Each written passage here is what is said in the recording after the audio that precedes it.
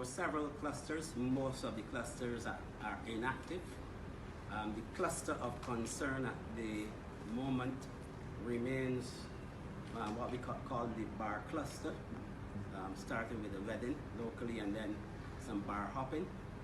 That cluster is still growing. I believe my last count, I haven't seen today's results as yet, but my last count was about 49. But we've been able to contain to the extent that we have the contact tracing process has been going very, very well.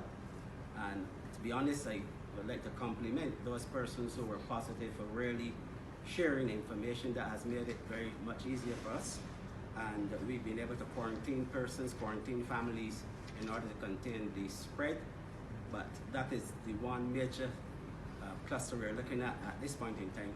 And then only yesterday we started to see the development of another family cluster that we are watching. But we are on top of things where these clusters are concerned. Another question. There have been some concern recently about delays in people getting back test results. As we anticipate an increase in flights, what assurance can you give that we have all these things in place to ensure the timely return of results?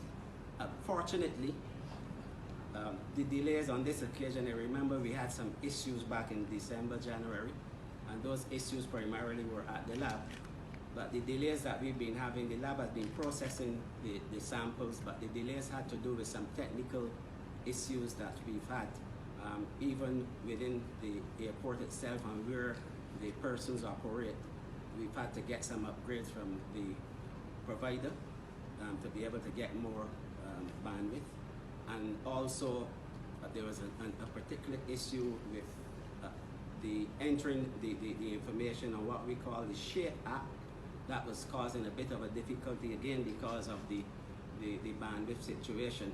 And then we've had two occasions where the Ministry of Information, Science and Technology, the system was out for an entire day because of issues with the provider.